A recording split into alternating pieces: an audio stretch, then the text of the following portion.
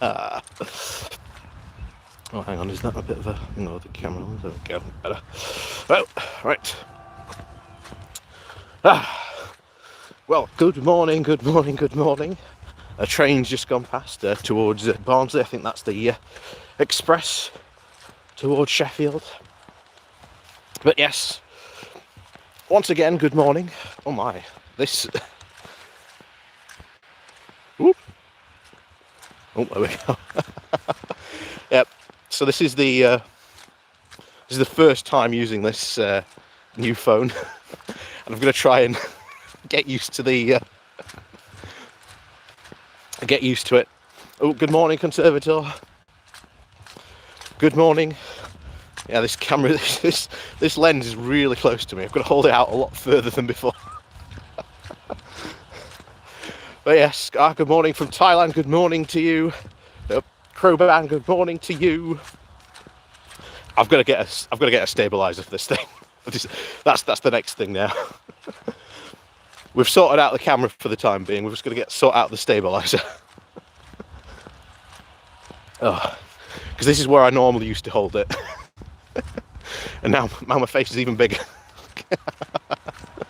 Oh, good morning from the left coast of the US. Good morning to you. Left coast is best coast. Oh.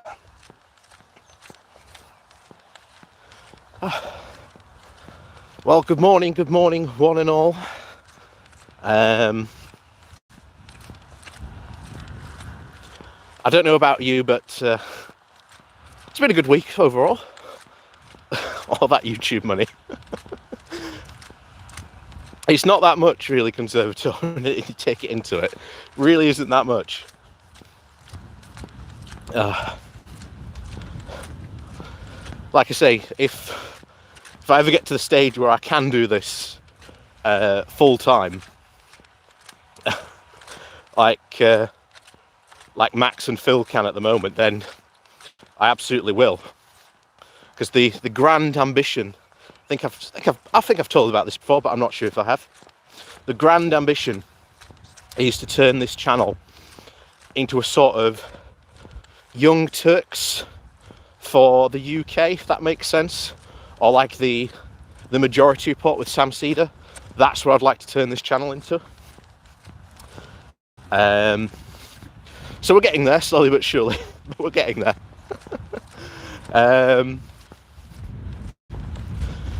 I trust you all like the new camera as well. Like I say, that has now gone into effect. I'm very pleased with it, to be honest. It's a very, very, very nifty piece of kit, I'll tell you that now. It's a DJI or Pocket Osmo 2. Oh, good morning from Leeds. Good morning from Helen. Good morning to you, Helen. Good morning from SFM. Good morning and welcome you all to the very, very muddy fields of Barnsley today. Good morning from the west coast of Ireland. Oh. Good morning to you. Although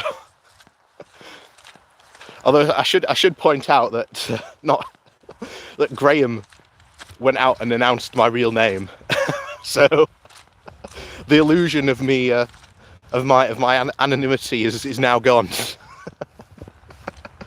I was just happened to see one of Graham's live streams in the afternoon, and just said hi. But yeah, anyway, here's. Whoop.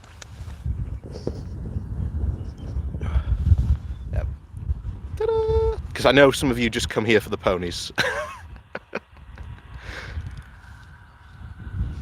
There's a couple around the field today. They're all very spread out today, which is very, very nice of them, I suppose.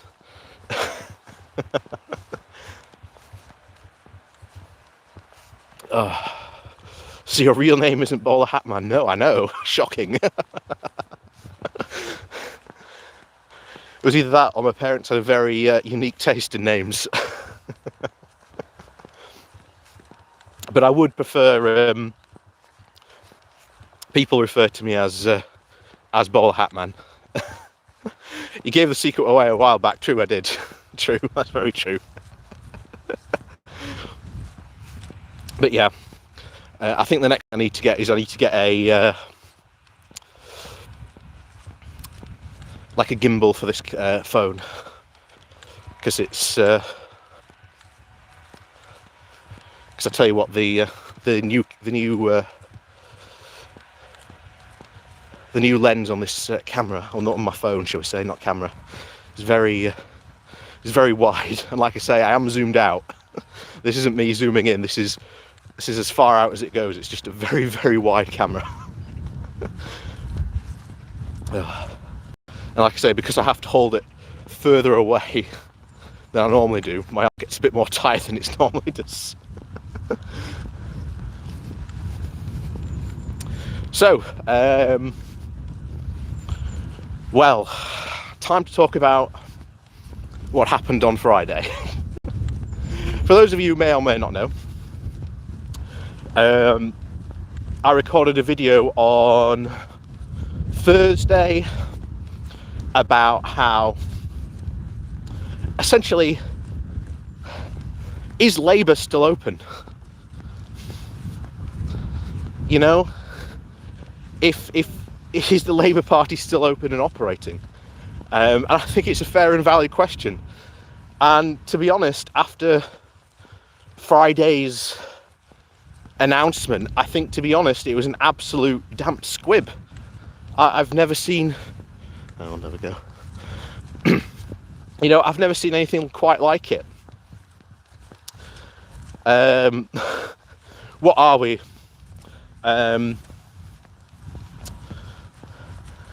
What is it now?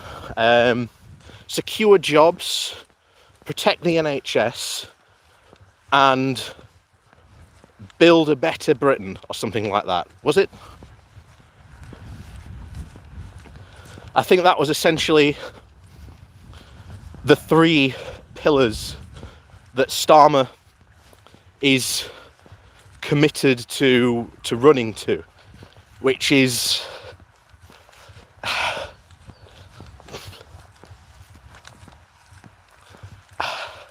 I just don't know what to say sometimes. You know, sometimes I really do despair. I really, really do. Because at that point, you know, well, how do you secure jobs? I know that one of the things that came out is he wants to create what is called a local bond. I believe it's called, or something like that. And the local bond is essentially a investment mechanism for private companies to invest in local areas, essentially. And I'm like, that's it. That's it. That's your way to secure jobs. Relying on the private industry, essentially, and the private sector, to essentially try and bail out the company, bail out this place, bail out the UK, shall we say, and give people better jobs. Oh, good morning to Dude and Nigel One, I think that's how you say it.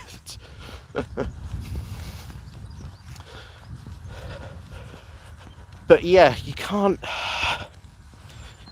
rely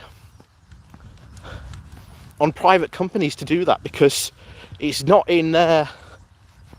Hold on, let's just... There we go. Hopefully that will...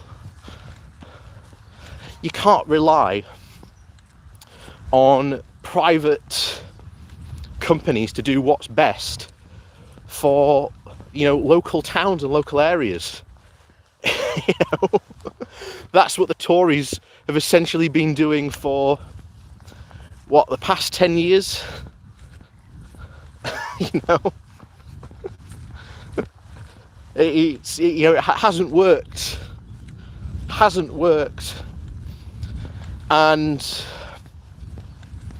I think I've said it before, and I'll keep on saying it again, because this is something that we need to start hammering in and start getting across to the, not at least Keir Starmer, but those people who support Starmer, who were originally the anti-Corbynites, who are now like, oh, he's fine, it's his first year, you know, give him time.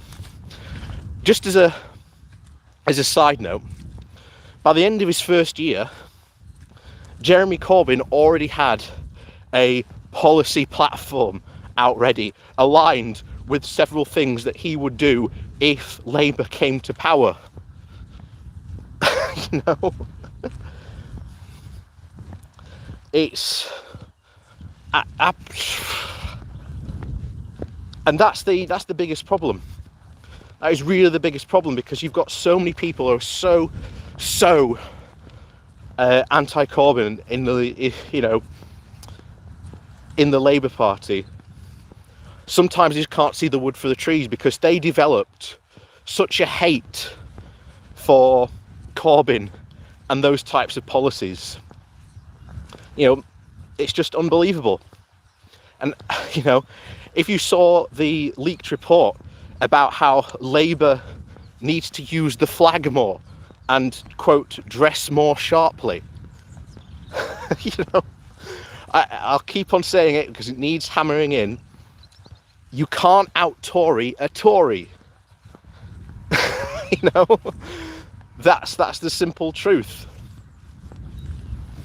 But I don't know, maybe unfortunately I worry, as I've said before, I'll keep on saying it again, this next general election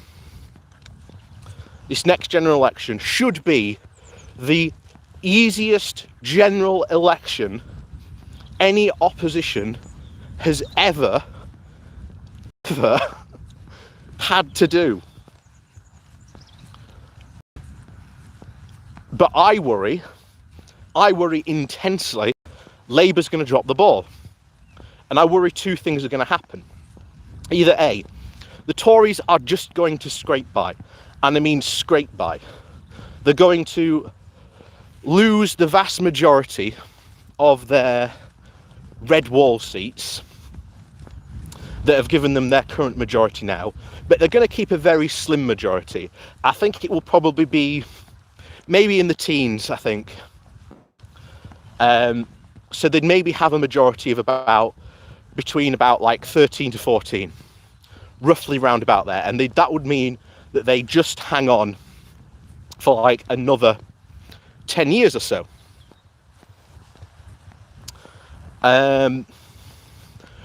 Which, again, under this point, we cannot have this continued Tory leadership, because there's a lot of people saying it. A lot of people are trying to say it now. Britain is looking and starting to act like a failed state. And that's worrying. That should be worrying a lot of people, because failed states don't just happen overnight. They take a long time to come, most notably with a party that has been in power for a long time, has continuously just essentially done nothing.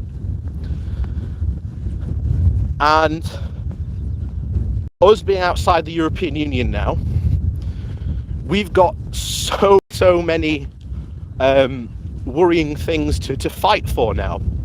We already had the workers' rights fight that we had, if you remember, just a couple of weeks ago. That by no means, just because the Tories have currently performed a U-turn, does not mean that fight is over. Because what the Tories do is they put out something and say something, and then they test it to see what the public pushback is. If there's enough public pushback, then they don't do it. They'll just do a U-turn. If there isn't enough public backlash, they'll just go ahead and do it. And this is why it is so important to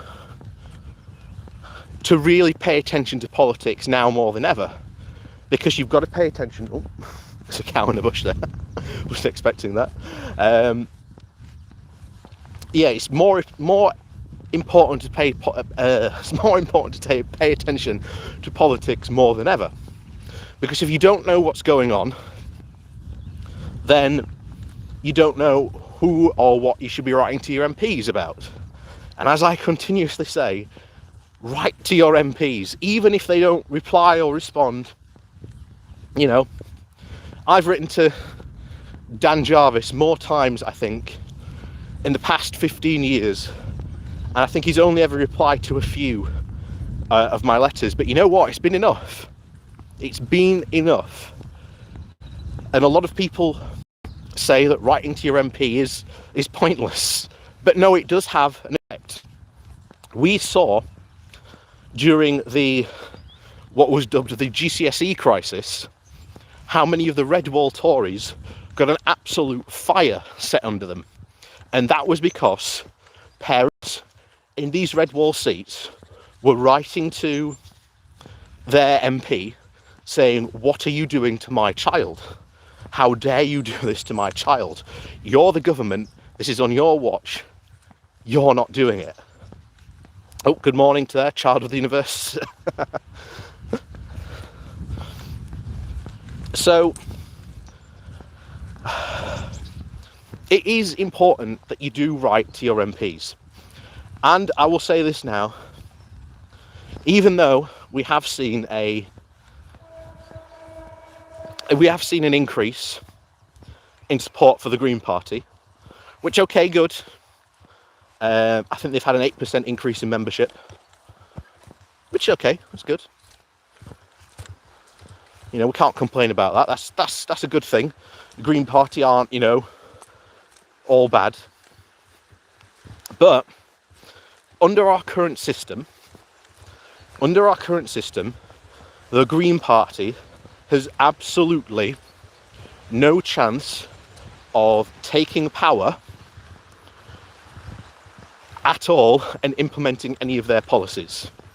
This is why, and I've said it, and I know I'm going to piss off a lot of Scottish nationalists,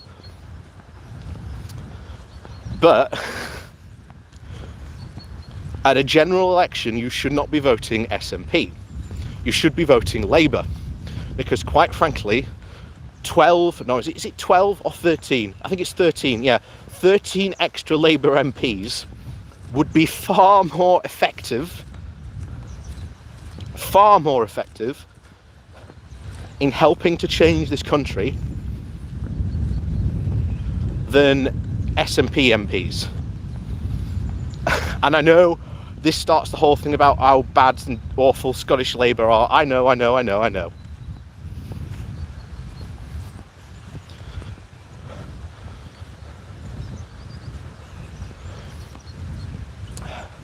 That's what, and it is all about, and I'll say this again, politics is all about power. And sometimes when you are not in power, you have to play very, very smart games. And Labour being in power offers the best opportunity for this country to make itself better. You know, I do believe Keir Starmer, when he said at the end of that speech, he believes Britain can be better. Because I believe Britain can be better. I believe Britain should be much, much, much better than it is now. And I think that it comes down to that feeling of how much do you believe in that change. And I think that a lot of people, especially young people, really did believe and get behind Corbyn, because that's what Corbyn was good for. He did agree to, you know, significant change. They do. They absolutely give the Sorry, I've lost my place now. So I was reading comments there and trying to talk at the same time. I shouldn't do that. You know, you've got to believe in a positively power for change. And yeah, as someone just said there, Starmer's not a socialist. True. But we don't have to push forward, you know, for full socialist policies. You know, this is it's a long battle. We are not going to go from essentially naught to socialist in one Labour Party. But as I have said, the left in the UK is probably in a better position than it ever has been. And I worry that the left itself, because of Starmer, because of how he's acted, because of how he's treated Jeremy Corbyn, is going to forget that. This is why we've seen the 8% increase in the Green Party. And I said before, that is an absolute shame, because the Labour Party has lost hundreds of thousands of really youthful, passionate people that they can use to help them canvass, to help them spread their message, and, you know, to help get people elected. But you've seen on the left as well the urge to leave the Labour Party. This is not what you should be doing, because at the moment there are good leftist candidates in the Labour Party and in the wings who need electing to become MPs, to get into the party, so that they can have an effect, so that they can take our policies forwards. You know, that is what it is. It's not, a lot of people seem to have this, you know, this dalliance of, we get to roll the dice once every 4 years for how our government looks. It's not. It happens every single day of the year, 365 days, every single day. Every single day. And if people realise that, yes, you have power on your local Labour parties, which then in turn has an effect on the wider parliamentary party, you know, you need to go down there, join your local Labour Party, and start advocating for change. Because that is the only way we can affect change in this country. The only way. And I know a lot of people, myself included, would love to see Britain become fully socialist. I would love to do that, but you've got to live in reality. I think our target should be to get Britain to a place where it is 50% socialist and 50% capitalist.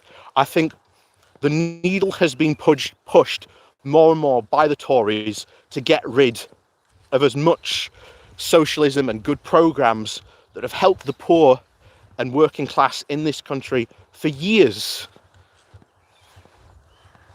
And once they realise that if we can get Labour back in, and we can get them pushing to reinstate some of those policies, not only that, but we also need them to push to reform our electoral system. I did a fantastic video on Friday just about what proportional representation is and how the UK would look under those systems and how those systems work, because there are a couple of different systems. And I think that's what we need to do. It's what we need to do. We need to get rid of our first past the post system. Because if we want to affect real change, that is how we're going to do it. Anonymous, hello, good morning to you.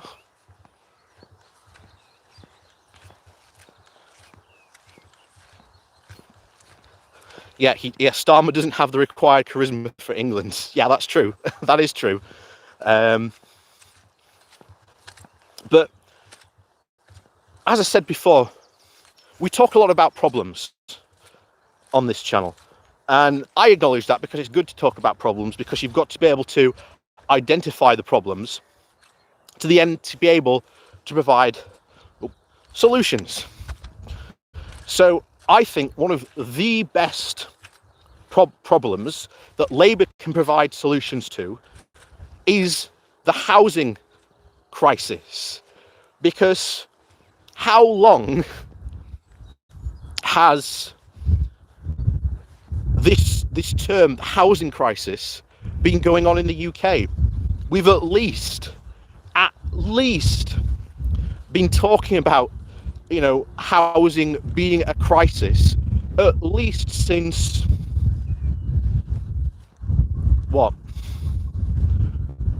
late 2000s. So one of the best things Labour needs to do is start to change its language. It doesn't talk about the housing crisis, it talks about the housing disaster, or the coming housing disaster. Because we know the Conservatives, under Robert Jerrick, who is the current guy in charge of overseeing this crisis, isn't doing anything. In fact, over the past couple of years, they have really built nothing in terms of new houses. They've left it up to, as always, the private sector. The problem is, the private sector doesn't want to build the type of houses that we need. This is why we are in such a crisis, because it's been left to the private sector to try and fulfill this. So the first thing we really need to do is we need to push for all councils have like their own private sector private sector housing building company. In Barnsley, I think it's called Burnside Homes. And one of the big problems is building housing is the fact that a lot of housing companies go out and they buy land speculatively. In fact, can you see it here? I don't think you can. No, you can't, unfortunately. Because over there, somewhere, over there in the background, I don't know, somewhere there used to be a field. I'm pretty sure everyone will recognise and know this story. There used to be a field, and that field was sold off by the farmer about 20 years ago. They only started building there about, actually no, it was longer than that. They only started building there about 6 years ago. This brand new estate. But they're still building it. Why are they still building it? Because they don't want there to be a glut of houses and then the price comes down. So they on purpose say, we're only going to build this many houses until they're sold. And this is, remember, this is a private company doing this. So once they've built those 5 houses, they will then stop construction completely and wait for those 5 houses to be sold.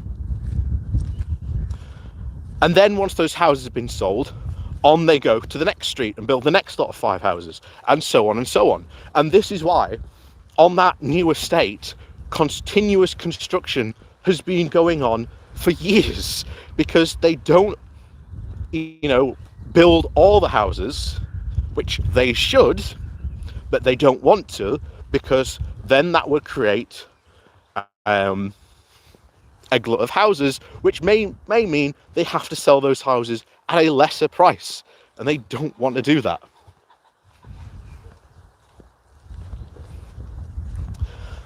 So we have to really take the private companies out of owning houses. The other thing we need to do, and I think this is going to take a long time to do, is we have to get rid of the attitude, and especially in a lot of people, that property, when you buy it, is not a investment. It's something you buy because it's essential, because you need a house to live in. And I think we need to put forward as housing as a right for people in this country, which I know is a bit radical, maybe a bit communist as well, but I do think that's what we need. But we need to get people away from this idea that if you buy a house for like, I know you probably can't buy a house for like this much, but just use it as a simple example. If you buy a house for £20,000, then we need to get people out of this idea that you should be selling it on as a profit. You know, you don't then sell that house for 30,000 and make 10 grand profit. We need to stop that happening, and that is going to take a lot of hard work. That I don't know how generally you would do that, but we need to think of a way to actually do that. But I don't know how you do that, but that is a problem, because then what happens? Well, the guy who comes along and buys that house for 30,000, when he sells that house, he sells it for 40,000, or he might even sell it for 50,000. And then this house price just goes up and up and up and up and up and up, to the point where some people have bought houses, and then when they've gone to sell them, they can't sell them because they are so desperate to make a profit, because that's what people are told. This is something that we need to change the public perception about. When you buy a house, when you sell it on again, you don't necessarily, or you shouldn't, be selling it on for profit. And again, we need to really tackle that. And one of the ways we can tackle that is by building more houses, of course. But one of the other things we have is a land problem. So one of the ways we tackle that is, as I call it, is rather than building out and out, we build out and up. So this means building more blocks, building more blocks of flats, things like that, even outside of city limits. And that might take changes in zoning and other things, but you can do this. You can do this very well. In other countries, again, in Europe, you do have what are called green blocks. And these are flats that can house about 200 odd people, but they're designed to fit in with the, aesthetics of the place. They've got plants and lots of greenery around them as well. And I think it is an approach, an entirely different approach, we have to take to building.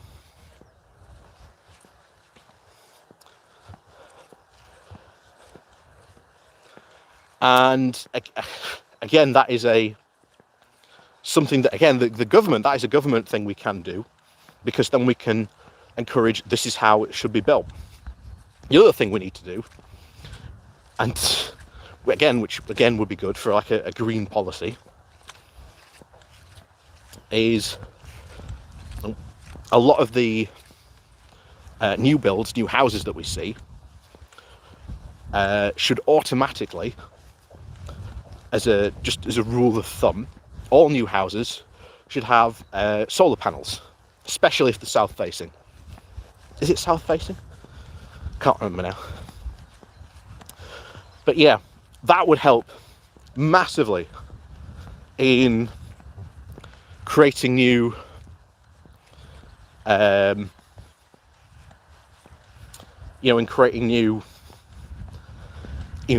energy and new things like that. And these are just things off the top of my head. Yeah, exactly, like in Belgium. Belgium now has to have, as someone just said there, Belgium has to have solar panels by law.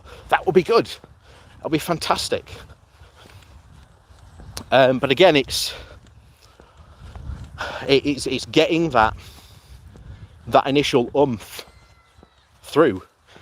And someone just said there, I think it was about mortgages. I think we need to tackle mortgages. I think the way that mortgages are done currently, I think we need to go completely, scrap the entire system and take it back to something new. I don't know what you replace it as, but you'd need to find something to replace him with. But I don't know what you would replace him with. And again, it's these types of things that we need to be pushing for. You know, these are solutions to problems that we constantly talk about. And I think once you've got that solution, that's when we can start pushing them forward. You know, and to be honest, I think, as people have said, someone said there, it all starts with yourself. So I think that when I get back home today, I'm going to pin my colours to the mast, because I haven't done this ever. When I get home after this walk today, I'm going to join the Labour Party. I think that is the correct way to go about this. And I'm going to start pushing for policies and solutions to these problems, because I think that's the best way to go. And I think, again, I've said it before, unfortunately under our current system, there is no third party option. And that sucks. And I know that sucks. I thought you were already in the Labour Party. No, I'm a Labour Party supporter, but I'm not a card carrying member. But I think it's time to take the plunge. I think, because I can't see this country changing without Labour first changing first. And I know a lot of people said, oh, but we tried that under, we tried that under Corbyn. And I'm like, yes, we did try that under Corbyn. The problem was that where we did have some really, really good successes, like we got lots of really good lefty MPs into the parliamentary party. That is what we need to do. Yeah, that's what that is the plan. Reform a party first, then it changes. And I agree. The first thing that I would be advocating for as a Labour Party member is to get PR. And that is going to be hard, because my MP, Dan Jarvis, he's heavily, and I mean heavily invested in devolution. He says that devolution is the best way to go. Now, I am for devolution, but it's not going to have the biggest change I think Dan and other people who vote for that and who want that think it will.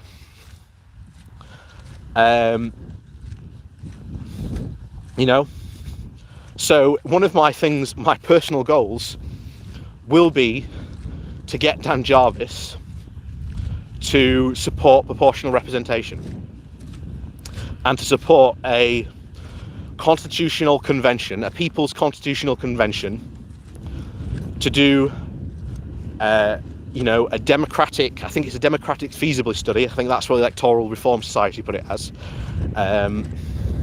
to show the systems of proportional representation, to lay out what they are, Conservatives. You could join the Conservatives too.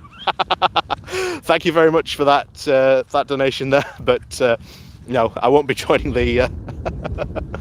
I won't be joining the Conservatives anytime soon.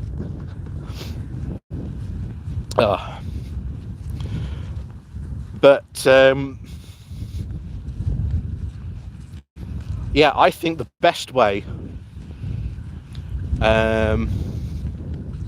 is to get the UK into proportional representation, and I said this in my video about it on Friday. I think the best way really is two things. We need to either get the House of Lords changed to a PR system, because that will have a huge impact on how our politics is changed, but also the way MPs are elected as well. And one of the biggest things, a lot of the biggest criticisms, sabotage from the inside, seriously. You could potentially, but no. No, I would not, as they say, when you cut me, I bleed red. I'm a Labour man through and through.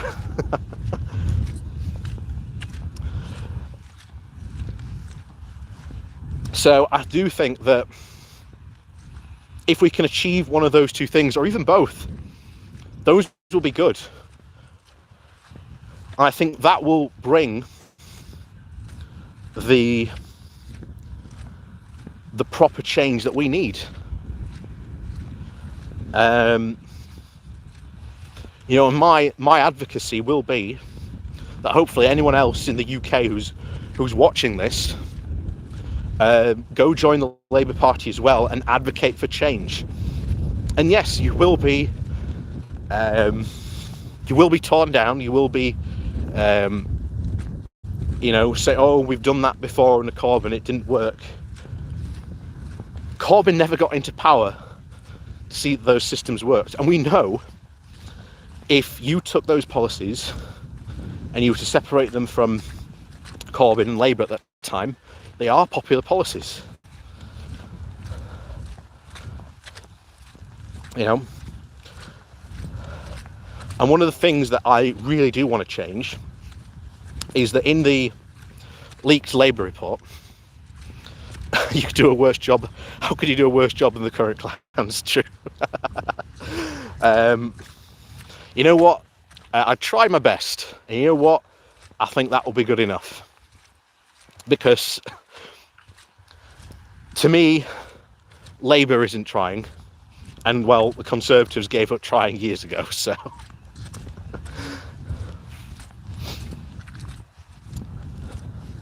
Well, the Conservatives don't live in reality, shall we say. They live in this alternative reality. But there you go.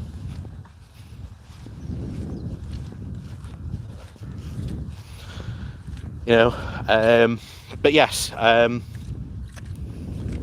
think it is time. I think it is time that I use that to really, really push for change, because if you don't push for change, then you never get it.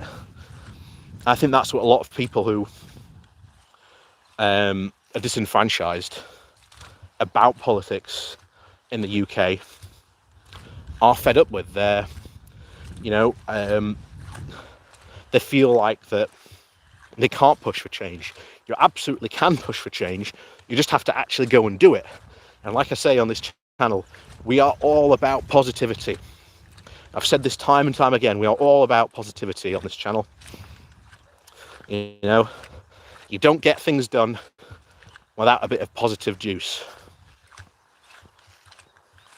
And just a couple of things there that I've talked about could be what Labour talk about, because this is what's important to so many people. So many people. But